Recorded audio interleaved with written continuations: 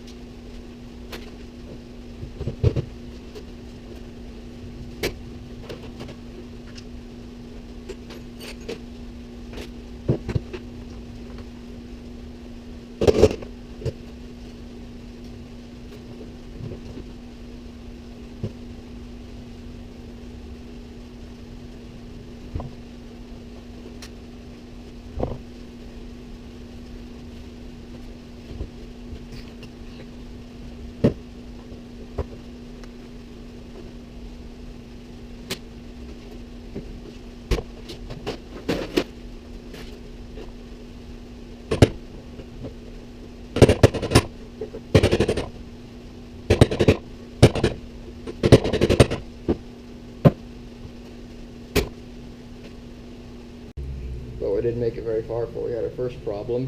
One of my seat bolts is a Phillips and flathead non-hex-headed bolt, and it's rusted in there pretty good. The Phillips stripped out and tried flathead on my impact driver and it just twisted that. So I'm gonna have to try and cheat and weld a 1/2-inch nut on the top of that. See if I can't bust it off with the impact or something.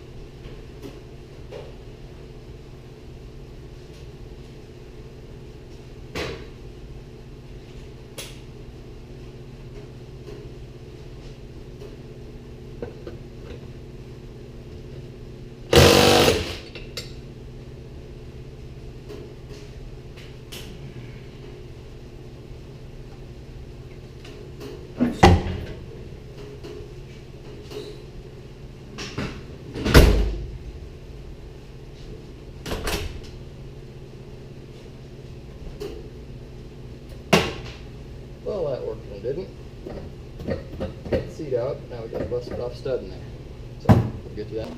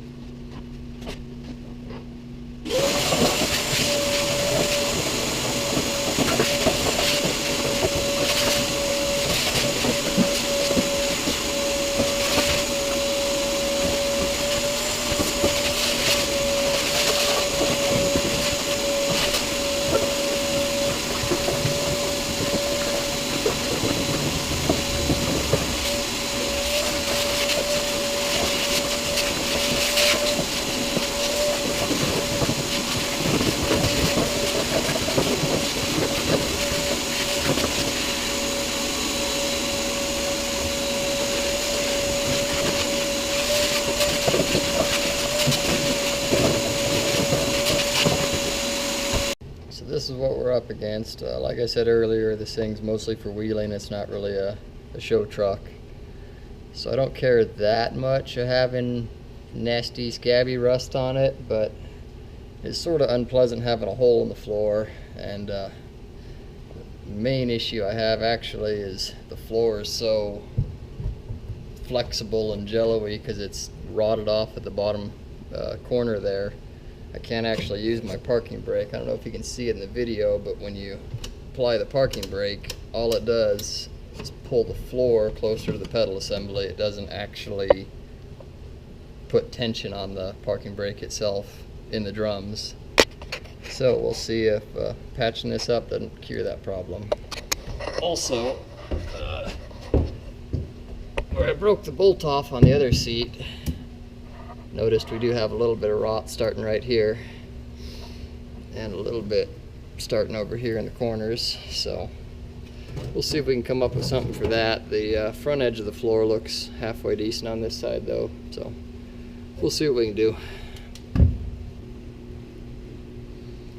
So I think I'm just going to lay this patch panel in over the top of the sheet metal that's already there. I think it's going to be really difficult to try and weld anything to this thin rust hold old metal. So I think what we're going to do is just lay it in there and pop rivet it down. We are going to have to get this body mount out because it bolts through this panel, as well as put a hole in the back corner of the panel for my fuel tank selector switch. And before we sandwich this thing down, I'm gonna paint the bottom of it so we don't have any bare metal sandwiched between the old sheet metal and the new sheet metal, because that'll probably just grow rust if it ever gets water in there.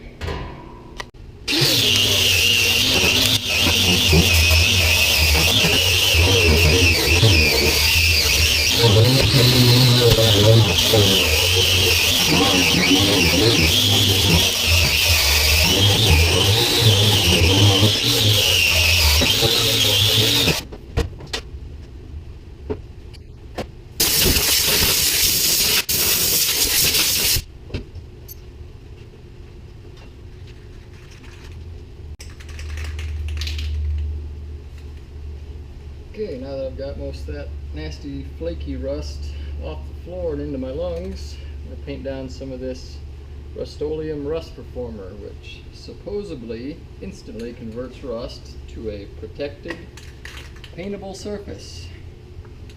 So in theory, this will keep any of that nastiness from growing any further.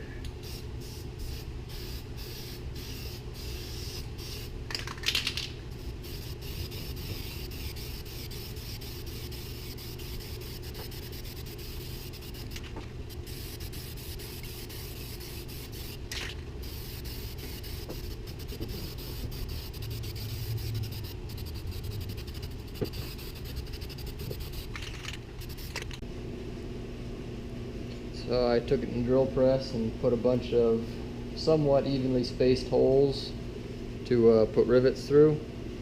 And before I throw it back in the Bronco, I'm gonna wipe it down with some pre-paint grease remover, because stuff like tin parts like this is normally shipped with a coating of oil on it to keep them from rusting. And then some cheap black spray paint and throw it in.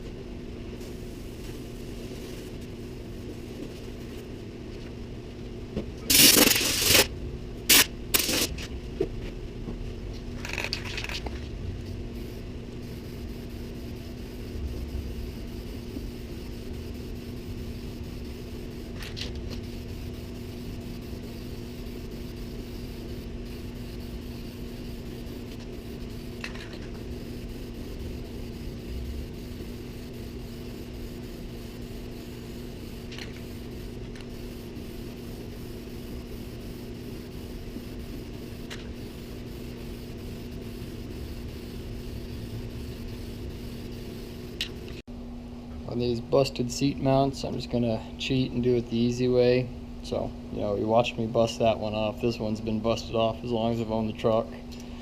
So what I went ahead and did is on the seat bracket, I punched a hole right in the middle between those two bolt holes. I'm gonna punch a hole in this and run one bolt with a sleeve through it. The reason for the sleeve is because, so these two bolts right here go into entrapped nuts, which are inside of this body support channel.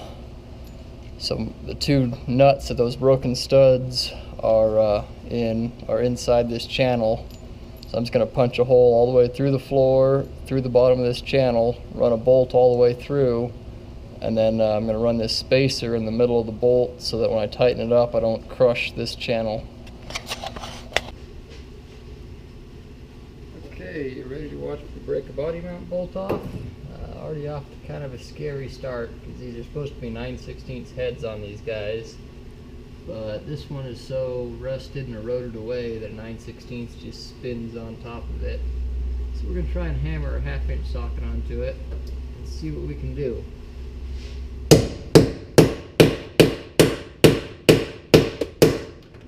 There we go. Okay, now it's 1/2 inch. It's been soaking in PB Blaster for about an hour. Don't have much faith in it, but let's rock it around a little, see what happens.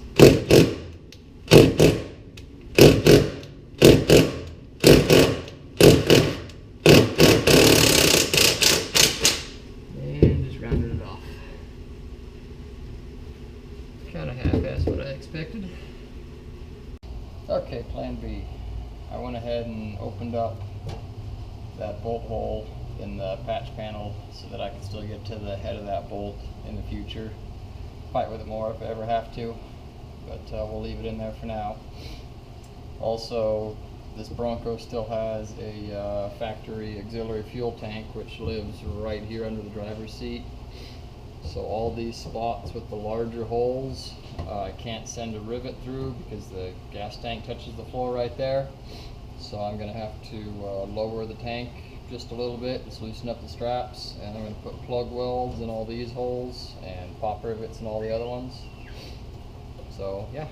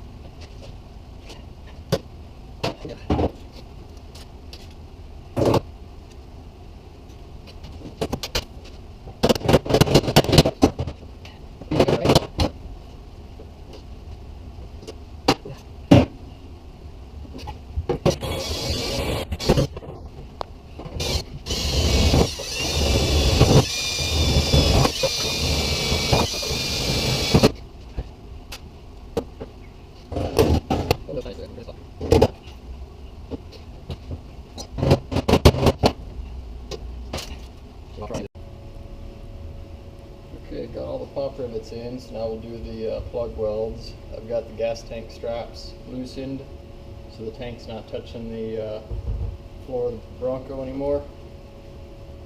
So hopefully that means we won't be able to melt any holes in the tank, but we'll see. And this floor is warped a little out of the box, so I'm gonna have to push on it to make it sit flat while I get the first weld down.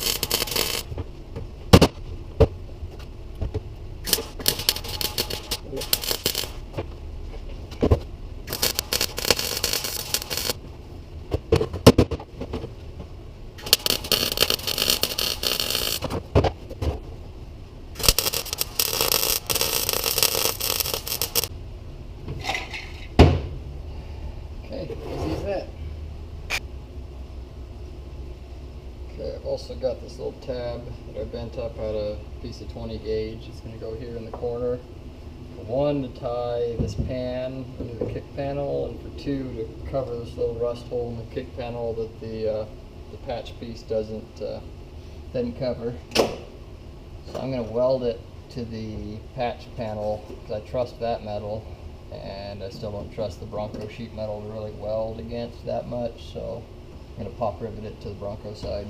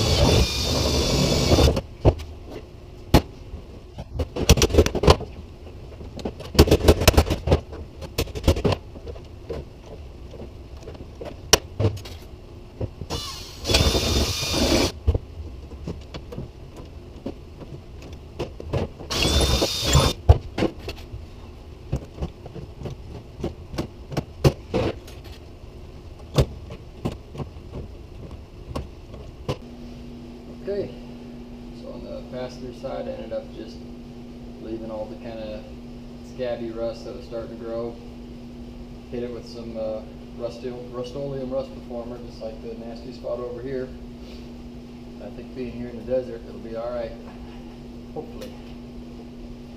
So next, gonna lay down cheap undercoating. I've heard rumor that all that fancy lizard skin is this stuff, which is little microspheres, which are basically little tiny bubbles, little air bubbles. So I'm going to mix some of that with this undercoating. Hopefully that's the same as lizard skin. I've put lizard skin in my Power Stroke before, and for the some odd dollars I spent on it, it was deeply unimpressive. So for the $15 I'm into this stuff, if it's unimpressive, oh well.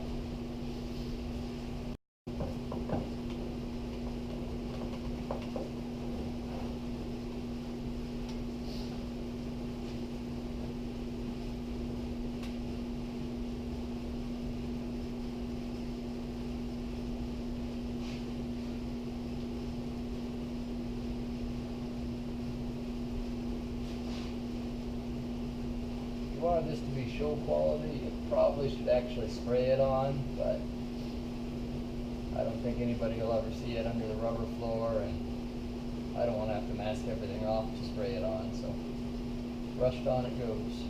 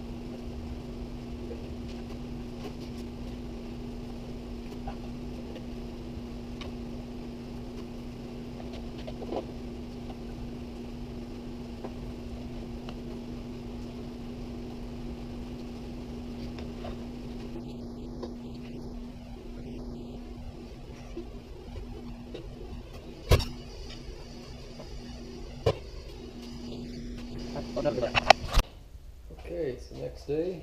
All this undercoating dried overnight, so it should be pretty decent. Now we're going to lay down some of the sound deadening material. It's aluminum foil type stuff on one side, and then sticky back rubber on the other side. So we're just going to stick it down.